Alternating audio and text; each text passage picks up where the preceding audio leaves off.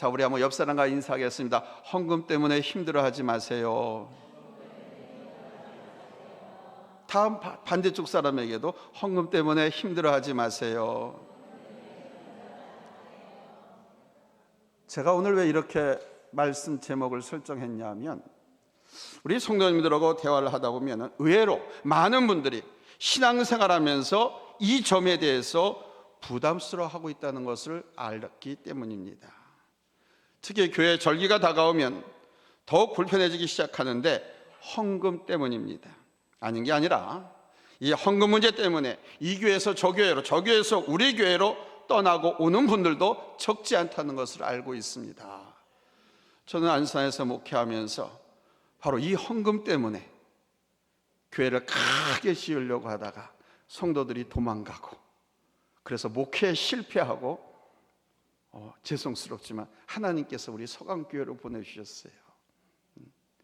그때 떠나간 분들이 이런저런 핑계 구실을 삼았지만 대부분 바로 헌금 때문이었습니다. 그래서 저는 무엇보다도 잘 알아요, 여러분들의 마음을.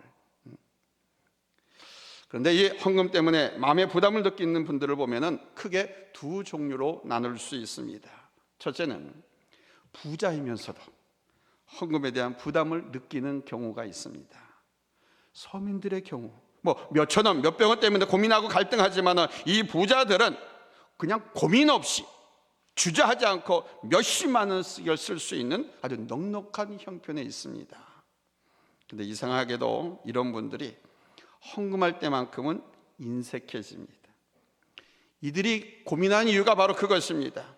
그래도 교회에서 중직을 맡고 있는데 체면을 위해서 직분에 걸맞는 헌금을 하자니 좀 아깝고, 조금 하자니 교회 사람들의 눈치가 보이기 때문에 고민을 합니다. 두 번째는 좀 생활이 어려운 분들이 부담을 느끼는 경우입니다. 적지 않은 믿음을 갖고 있습니다. 나름대로 힘을 다해 봉사도 했습니다. 그런데 생활이 넉넉하지 못하다 보니까 예임을 드리는 것이 솔직히 부담스럽죠. 교회 절기가 되면 은근히 더 눈치가 보인다고 합니다. 마음만은 풍성한 예물을 드리고 싶은 심정이 간절하죠. 그런데 은행에 이자도 내야 되고, 자녀의 낡은 운동화 한 켤레도 사주어야 하고, 아무리 절약하도 빠듯하게 아껴도 어려워. 살림이 너무 어려워요. 오히려 빚이 늘어나지 않으면 다행인 경우도 많지요. 그러다 보니까 절기를 맞으면 마음이 무거워지는 것이 사실이라고 말하는 것을 보았습니다. 그러나 여러분, 이건 정말로 뭔가 아주 잘못된 오해입니다. 사람마다 처해진 환경이 다르고 능력이 다 다릅니다. 새벽에 잠이 없는 분이 새벽기도에 참석하는 것과 야간 근무를 마치고 새벽기도에 참석하는 것은 같을 수가 없지요. 처해진 환경이 다르니까. 부자의 손에 있는 만 원과 가난한 사람 손에 있는 만 원이 같을 수가 없습니다. 모양은 같지만 내용은 다를 수밖에 없는 것이죠. 신앙생활도 마찬가지입니다. 똑같이 예배를 드리지만은 거만한 마음으로 예배드리는 사람과 겸손하고 사모하는 심정으로 예배드리는 사람이 어떻게 같을 수 있겠습니까? 교만하고 부정적인 마음으로 예배를 드리는 사람과 갈급하고 목마른 심령으로 은혜의 물 한 방울이라도 마시고 싶은 심정으로 예배 드리는 사람은 결코 같지가 않습니다. 누가복음 18장을 보면은 우리 예수님께서 비유로 말씀하신 것이 있습니다.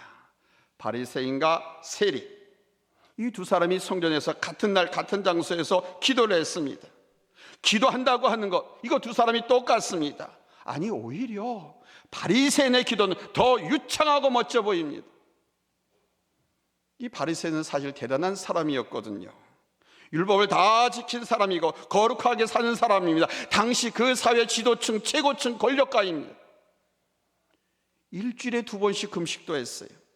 11조 박과와 근체 11도도 빠지지 않고 가르쳐 드렸습니다. 이런 겁니다. 박과 근체 11도 빼먹지 않았다고 하는 것은 밭에서 물을 뽑아요. 하나 뽑고 두 뽑고 9째까지는 소쿠리에타노. 근데 10번째 것은 이건 하나님 거. 가지를 따도 고추를 따도 하나 둘 셋 넷 다섯 여섯 일곱 여덟 아홉 가지는 자기 속골에 담고 열 번째 것은 하나님의 것. 이렇게 철저하게 하나 앞에 11절 드린 사람들이었습니다. 누가요? 그 똑똑하고 잘 사는 바리새인. 그런데 세리는 죄인이었죠. 당시 세리하면 따라다니는 별명이 있었습니다. 뭡니까? 죄인이라는 겁니다. 그 세리는 죄인의 대명사였어요. 의롭게 사는 바리새인과 죄 많은 세리, 이 두 사람이 같은 성전에서 하나님께 기도를 드렸습니다. 그런데 여러분, 의롭다 하심을 받고 돌아간 사람은 누구였습니까? 바리새인이었어요? 세리였어요? 잘하시네. 세리였습니다. 여러분, 이게 뭘 말해주는지 아세요?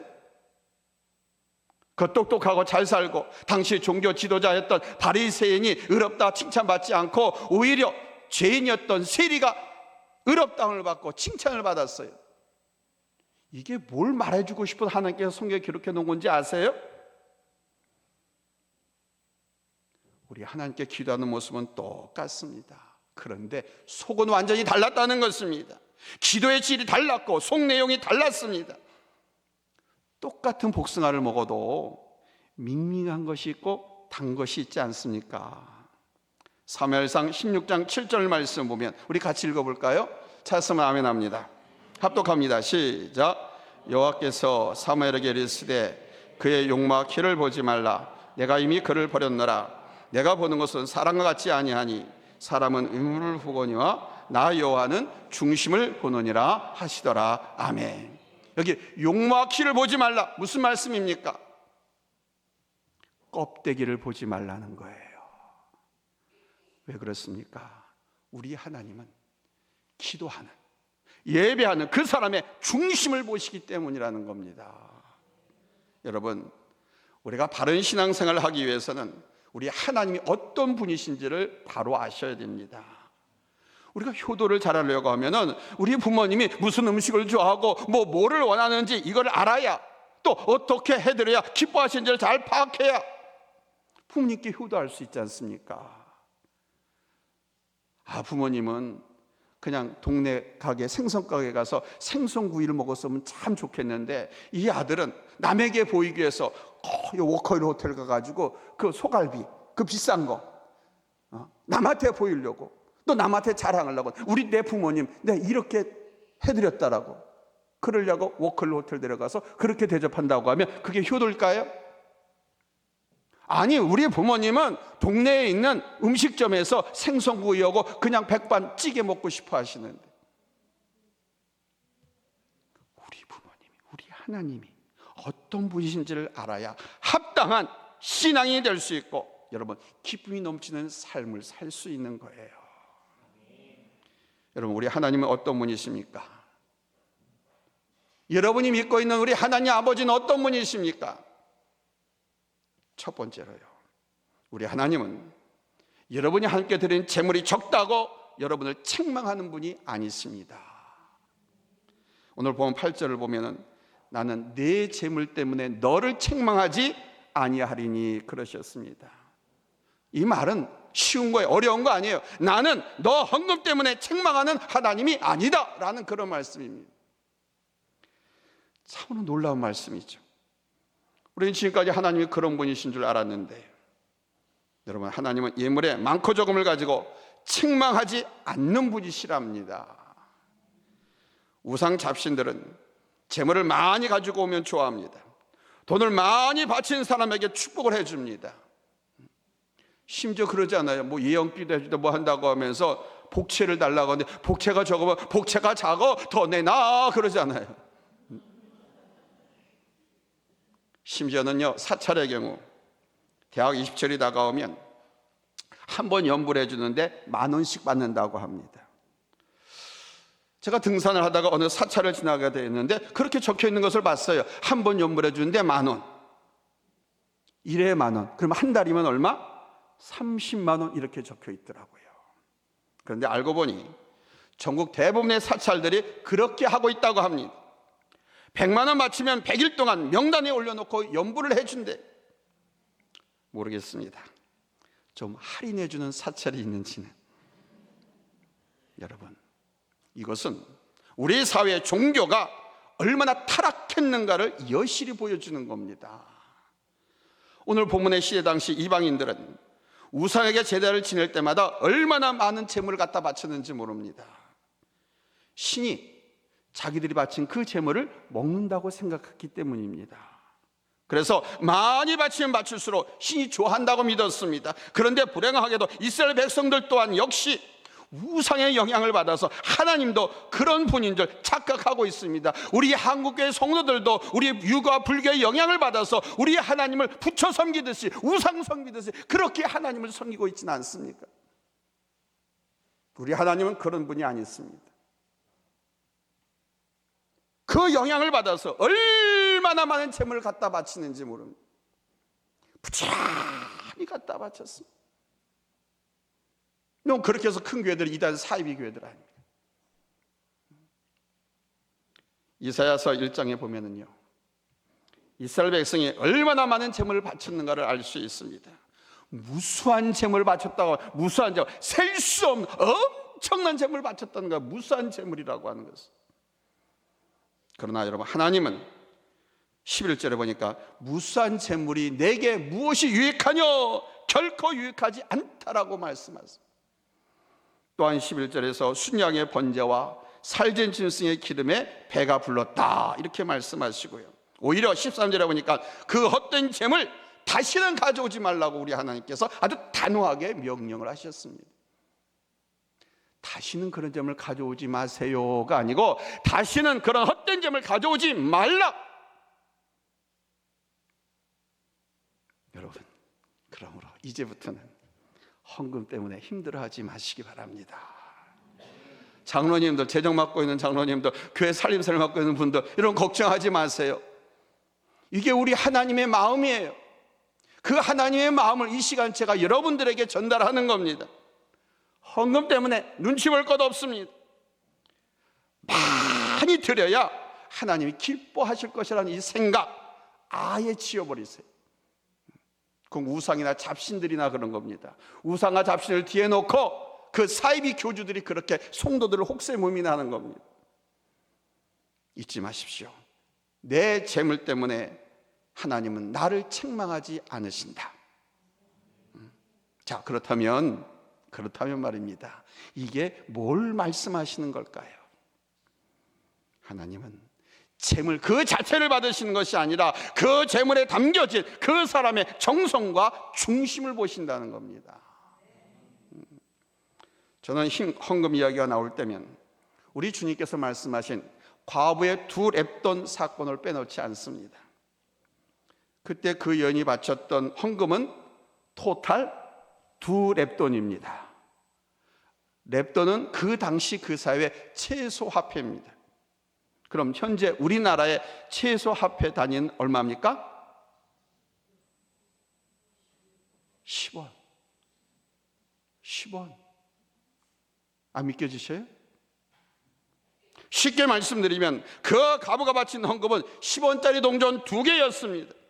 그런데요, 그 여인을 향해 주님께서 말씀하셨습니다. 이 여인이 가장 많이 헌금하였느니라.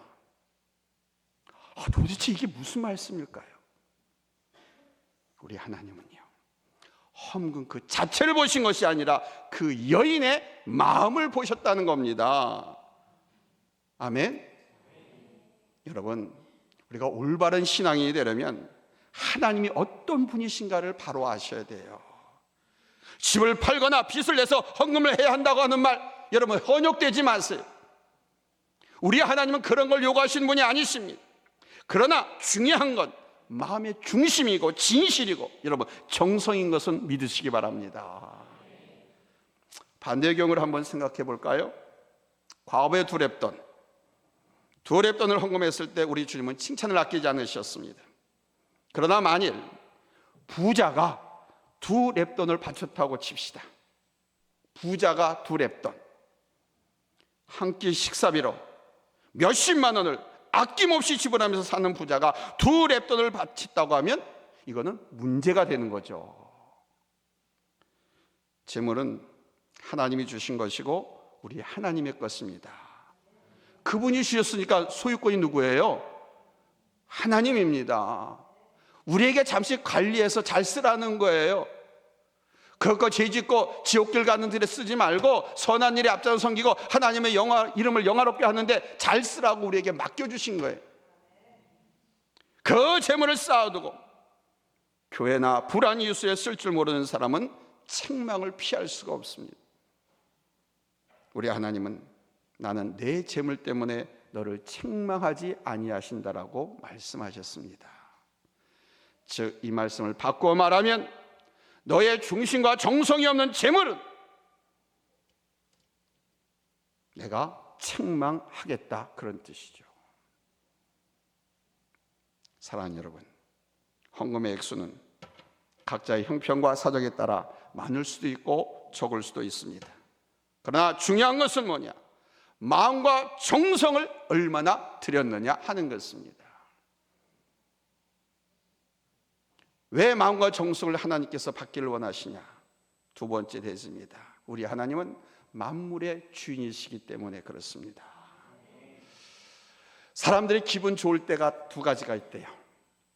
내 자식을 칭찬하는 소리가 들을 때 기분 좋다라고 합니다.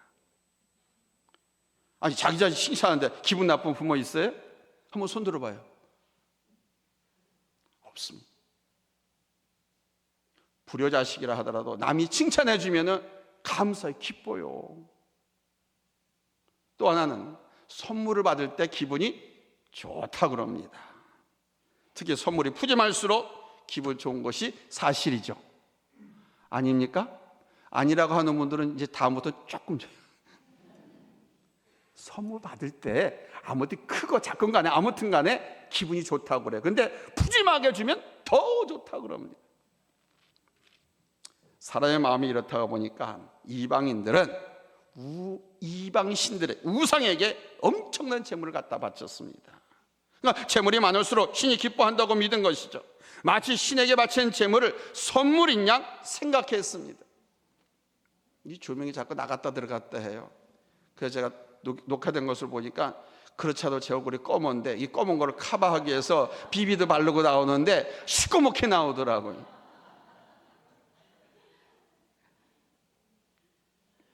그런데 슬픈 것은요, 이스라엘 백성들이 이런 모습을 배웠습니다. 그래서 하나님께 제사를 지낼 때에 상다리가 부러지도록 재물을 갖다 바쳤습니다. 사람이 선물을 받으면 기뻐하는 것처럼 하나님께 많은 재물을 바친 것이죠. 그러나 여러분, 우리 하나님은 이것을 단호하게 거절하셨습니다. 오늘 본문 9절 말씀 보실까요? 찾았으면 아멘 합니다. 합독합니다. 시작. 내가 내 집에서 수소나 내 우리에서 수점소를 가져가지 아니하리니. 자, 이게 무슨 말씀일까요?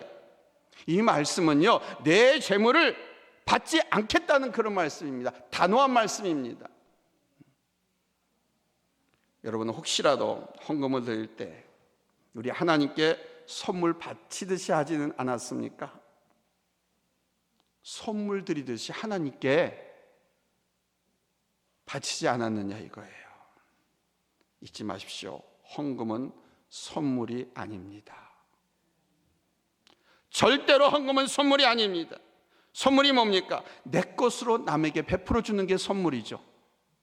그래서 받은 사람이 좋은 거 아닙니까? 내 것으로 남에게, 아니 자기 것으로 나를 섬겨주고 나에게 선물을 주니까 많을수록 좋은 거 아닙니까? 근데 여러분, 묻겠습니다. 여러분의 재물이 누구 것입니까? 여러분 것입니까? 내 자녀도 사실은 내 것이 아닙니다. 내 재산도 내 것이 아니고 권력도 내 것이 아닙니다. 모두가 다 하나님의 것입니다. 하나님이 확실하게 그렇게 선언하고 계세요. 10절을 보세요. 이는 살림의 짐승들과 무산의 가축이 다 내 것이라. 그렇게 이스라엘 백성들 갖다 바쳤던 그 재물들 하나님 당신 것이라고 말하고 있어요. 또 11절에는요, 산의 모든 새들도 내가 아는 것이며 들의 짐승도 내 것이미로다. 내가 안다라고 하는 것은 당신이 만들었고 당신 것이기 때문에 안다는 거예요. 내가 내 자식 이름 몰라요? 알지 않습니까? 내가 소유하는 부동산 몰라요? 알지요. 바로 그 말입니다. 산의 모든 새들도 내가 아는 것이고 들의 짐승도 내 것이미로다. 또 11절에서는요, 세계와 거기에 충만한 것이 내 것이미로다. 천상천하의 모든 것이 하나님의 것. 누구의 것? 누구의 것? 그렇게 정신 안 잡수셨어요. 천상천하의 모든 것이 다 누구의 것? 하나님의 것. 여러분, 우리 하나님이 만물의 주인 되심을 믿으시기를 예수님으로 축원합니다. 아멘. 이걸 믿으면 헌금, 하나님 앞에 봉사하는 거 전혀 부담 느끼지 않습니다. 오히려 기쁘고 행복합니다. 그렇기 때문에 우리가 드리는 헌금은 내 것을 바치는 것이 아니라 주님의 것을 주님께 바치는 것이라는 것을 절대로 잊어서는 안 됩니다. 그것도요, 아주 일부분만 드리는 거예요. 11조 같은 경우는요, 9은 내가 갖고 하나만 하나님 앞에 드리지 않습니까? 여러분이 받은 소득, 수리한 모든 것 가운데서 하나님께 드리는 것이 얼마 됩니까? 저는 말할 수 있어요. 저는 저의 모든 전 재산 수십억을 다 하나님 앞에 드렸어요. 저는 전부를 드렸어요. 자, 여러분 한번 물어볼게요. 여러분 얼마나 드렸습니까? 일부분 아닙니까? 여러분 잊지 마세요. 여러분 이거 우리 교회 자랑거리로 전도하고 선교하는 한 도구로 쓰십시오. 옆 사람 가면 인사합시다. 우리 교회 빚 다 갚았답니다. 한번 우리 교회 빚 다 갚았습니다. 요즘 규모가 있고 사이즈가 있는 게 빚 없는 게 없습니다. 우리 교회 빚 다 갚았잖아요. 아멘. 이거 처음 듣는 분들 계실 거예요. 빚 다 갚았습니다. 여러분 이웃에게 좀 신앙생활하고 고민하는 사람들은요, 이 헌금 때문에 많이들 시험 들고 교회 안 다니기도 하고 떠나기도 하고 많이 그러고 있어요. 여러분 전도의 한 방편으로 잘 활용할 수 있기를 바랍니다. 일부분만 드리는 게 대부분이에요. 아주 일부분만. 헌금을 많이 했다고 힘주는 사람은 사실은 믿음이 근본적으로 잘못된 겁니다. 내 것을 바쳤다고 생각하니까 교만할 수밖에 없죠. 잊지 마십시오. 내가 소유한 모든 것이 하나님의 것이다. 따라서 예물에는 감사가 있어야 하고 정성과 마음이 깃들어야 하고 인색하거나 아까워하는 마음이 있어서는 안 될 줄로 믿습니다. 아멘. 자, 그러면 우리 하나님은 어떤 하나님이신가? 세 번째로 우리 하나님은 감사하는 마음을 예배로 받으시는 분이십니다. 우리 하나님은 이스라엘 백성들이 형식적으로만 제물을 바치며 제사하는 모습을 책망하셨어요. 그들의 제사는 마음의 중심이 결여되어 있었고 감사하는 마음이 없었기 때문입니다.